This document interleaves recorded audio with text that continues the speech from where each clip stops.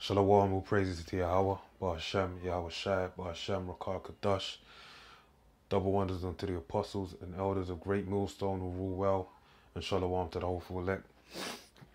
Here's another prophecy and news. Okay, in this present, we're in the last days right now, and it's being evident, shown, if you're, doing as Yahweh Shai instructed us, being servants of Him, we're watching as well as praying. Okay, so we've got to be sending up our prayers for defense against that great and terrible day, the day of Jacob's trouble, a day like none other, where no form of evil, the word evil is two words meaning Eve and ill, Eve meaning time and ill meaning bad, so a bad time basically, and that time is going to be bad for Jacob, all right? Jacob being the so-called Negroes, Hispanics and Native Americans, okay, because the ruler of the society, Esau, which is our wicked twin brother, basically what he wants to do, he wants to carry out what he didn't get to carry out during the time of Genesis, the 27th chapter, which is exterminating us from off the face of the earth, because he lost out on a blessing to us, man. It tells you in Hebrews that he sought carefully with tears, and he also says in the book of Genesis that the time of mourning for my father is at hand, but then after I shall kill my brother Jacob, okay, which is his spirit. So we're in those days. So these prophecies, the main key prophecies, the key two prophecies I'm going to point out that are key unto our salvation of when Yahweh Shai shall appear to make us and that we should be prepared for his appearing, is the RFID chip, which is known as the mark of the beast, spoke of in Revelations the 13th chapter, and also is World War III, which is spoke of in many scriptures, talking about the second death, okay, the lake of fire, which is what the prophet saw, how America looked after, the time when the missiles landed, okay, and this is the time that we're in that time, the time of the end, okay. So now this is from this is an article from The Week, okay, and the title reads, Vladimir Putin warns against World War III. Russian leader blames USA for disrupting global power balance. And that was done by design, because Donald Trump being in office through the spirit of Yahweh Ba'Hashem, Yahshai Ba'Hashem, Rakar Kadash, what basically happened is the Lord appointed the right man, Lord willing, for the top. I believe that this is the right, we got the right, could say character and office to basically carry out World War III. And that's why Putin is coming with this from out of his mouth. So Russian leader blames US for disrupting global power balance. And Trump is basically throwing a lot of there's a word I'm looking for, man. I can't remember it. But he's throwing out a lot of different sayings out there, I'd say. That basically is bringing about uncertainty between different nations and bringing about global tensions. Like North Korea, for example, saying he's ready to destroy North Korea off the face of the earth, okay? Which is basically, even he said that Russia should be pulled back into the G8. They returned to the G7. He said that Russia should be pulled back into the G8. Then I believe you had the French Prime Minister, or one of the leaders, maybe Canadian. I believe the Canadian agreed with him or something like that, but I believe it was a French Prime Minister said it may become the G6 because they want to kick America out. And that's part of World War III, okay? Basically, the tensions mounting up between Esau, how can Satan stand if his kingdom be divided against, if Satan be divided against Satan? So basically, that's bringing about the prophecy he spoke of in the book of Daniel, the 2nd chapter, about the statue with the feet, the toes being mingled with iron and clay, because some were weak and some were strong. So that's bringing about that tension. And also prophecy spoke of in the book of Revelations, where those that were, basically in Obadiah and Revelations, talking about those that were at peace with thee, basically, they're gonna fire their missiles upon America as well, alongside Russia. All right, so reading this article, it says Vladimir Putin has called for a return to strategic purity between the US and Soviet Union that kept the Cold War from turning hot. All right. So he wants them to make an alliance. In a mammoth 4.5-hour TV call-in show, during which he touched on a range of subjects from rising petrol prices to the upcoming World Cup and his successor, the Russian president accused the US of upending the global nuclear power balance. Why did Putin issue the warning? Responding to a worried viewer, Putin excoriated the US's decision to withdraw from the Soviet-era anti-ballistic missile treaty in 2002. The fear of mutually assured destruction has always restrained and forced military powers to respect each other. So what kept them at peace was the level of basically the respect of power they both had. They respectively looked at you know, respectively, you know, looked at each other for their power that they had and said, you know what, I don't want no smoke, so I'm gonna, you know, just be over here and they be over there. I don't want to be exterminated, they don't want to be exterminated, so we're just gonna get along for getting along's sake. He said the exit of the United States from the Missile Defense Treaty was an attempt to ruin this parity, however it's pronounced, but our efforts in the development of new weapons will preserve this parity. All right.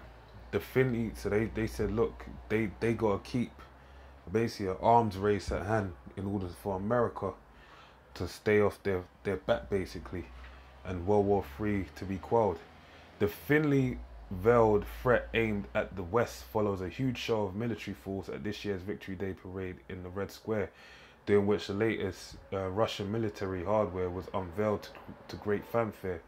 On the subject of Western imposed sanctions, which followed the annexation of Crimea in 2014, Putin responded bullish, saying, mind you, they got Crimea through democratic means, right? The Crimeans voted to be with Russia, and that's when a lot of tension come off the back of that. So yeah, it is clear to us that we have to defend our interests and to do so consistently, not boorishly or rudely, in both the sphere of the economy and of defense.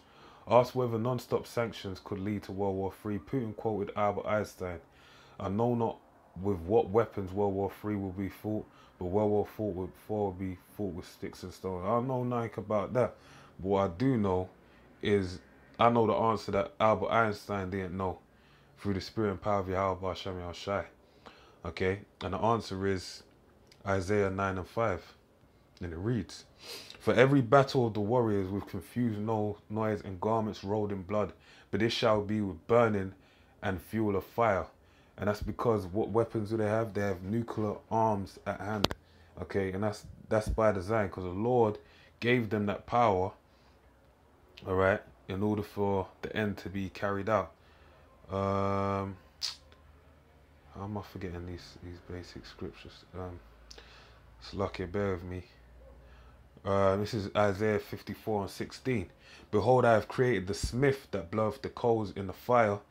And as if you're aware, a smith is a worker in a form of metal. You had ironsmith, or should I say copper smiths that worked in making copper. You had silversmiths which worked in making silver, goldsmiths which worked in working gold, and then blacksmith which worked in arms, you know, swords and whatnot. So this smith is talking about the scientists that developed the ICBMs, all right, and that bringeth forth an instrument for his work, and that's for the Lord's work, because the Lord put it in their minds to do so, because it's for the fulfillment of prophecy according to the scriptures. In the next chapter, Isaiah 55:11, it tells you that the words of the Lord don't go out void. So anything he says is going to accomplish. So that's why this was done, in order for the Lord to accomplish this work of World War III, which is spoken of in the book of Revelations 8 and 9 and 13, about 3 woes being upon the earth. So there ain't going to be no World War IV. There's a World War III. After that, it's a wrap. Israel's ruling with rods of iron upon thrones, under the rulership of Yahweh Hashem Yahushai. All right, and I've created the ways to the destroy. And that's talking about them ICBM. So they're gonna destroy America, along with 2/3 of the nation of Israel and all the wicked of the earth that are slated for judgment. All right, so it reads on. He added that any country's interests should not be protected through confrontation. Okay, what is Russia's nuclear capability? Despite the warnings of a third great global conflict, Business Insider says perhaps more than any other country, Russia has a nuclear capability to end the world. So they said, look, more than any country, Russia has a nuclear capability to end the world. And they're going to end this age, okay, the age of Esau's rulership, by taking out America, aligned with all of the Edomite nations, all right, being aligned, and many other nations of the world. They're going to let their ICBMs loose on America. They're just going to say, fuck it, press that red button. All right, so they're more capable than America, with about 7,000 nuclear weapons, making up the world's most diverse and destructive nuclear arsenal. So it says, look, you've got 75. That's a spiritual number as well, 7,000, man. It makes me think of when Elijah asked the Lord about he's the only one left, and the Lord said there's 7,000 that have not bowed their knee to Baal. So the Lord's got, you know, they've got about 7,000 nuclear weapons that's ready to be, and they're diverse and destructive, and different ways are going to make their way over to America. Putin could unilaterally decide to embark on a civilization-ending war, and that's what's going to happen, says the news site. During his annual State of the Union address earlier this year, Putin boasted of his country's nuclear capability and seemed to confirm the existence of a Russian doomsday device that could render large tranches of the world uninhabitable for decades. And that's what's going to happen to America. America, it tells you that it's going to be the habitation of doleful creatures, man. And I'll probably end on this, actually. Yeah. So this is Isaiah 13 and 17. Behold, I will stir up the Medes against, shall not regard silver, and as for gold, they shall not delight in it. And that's talking about the Russians, all right? They ain't gonna regard no gold or silver. They're gonna want to take America out. Their bows also shall dash the young men to pieces, and they shall have no pity on the fruit of the womb. Their eyes shall not spare children. And Babylon, the glory of kingdoms, the beauty of the Chaldeans' excellency, shall be as when Yahweh overthrew Sodom and Gomorrah. What happened when the Most High overthrew Sodom and Gomorrah? He made fire and brimstone rain from the heavens, man. And spiritually, what is America known as? This new Babylon, Babylon the daughter of Babylon, Babylon the Great. It's known as spiritually as Sodom and Egypt, because sodomy is performed there. Okay, as was in Sodom and Gomorrah. So it was made, it tells you also that Sodom and Gomorrah was made an example to make people know they should not live ungodly. So that being an example, that they're slated for the same judgment that happened to Sodom and Gomorrah. It shall never be inhabited, neither shall it be dwelt in from generation to generation. Neither shall the Arabian pitch tent there. Because you got all them Arabs over there in the land of America. They're making good gains of wealth. Even you had the sheikhs, you have OPEC and all these different organizers. I believe, well, let's not even go there. Arabs, the Americans approached them with the idea of the petrodollar, and basically that's what made them Arab sheikhs enter into that blessing where the Lord spoke of in the book of Genesis about they shall be blessed, because they're blessed right now. That's why you got the Saudi Arabia, named after the Saudi royal family. And they're swimming in wealth due to the Americans or Esau really blessing them. So it says they ain't gonna pitch their tent no more. And all those Arabs that go over there and make merchandise as well. Neither shall the shepherds make their fold there. Okay, and all these different diverse people that made a lot of their great riches over in the land of America, which is Babylon the Great. But wild beasts of the desert shall lie there, and their houses shall be full of doleful creatures. Okay, so this is going to happen because America is going to turn into a lake of fire. Then when it simmers down, all right, and gets reestablished, it's going to be, the smoke's going to be, it's going to be seen of it for a very long time, then it's going to turn into a desert land where, you know, we're going to take over our children and make them behold it and say this, and we're going to tell them the stories of that place, what happened over there. All right. And it reads, but wild beasts of the desert shall lie there, wild beasts of the desert, and it's going to say what types of beasts they are, and their houses shall be full of doleful creatures, and owls shall dwell there, and satyrs shall dance there. And the wild beasts of the island shall cry in their desolate houses, and dragons in their pleasant places, and her time is near come, and her days shall not be prolonged. So that's the end of America, okay?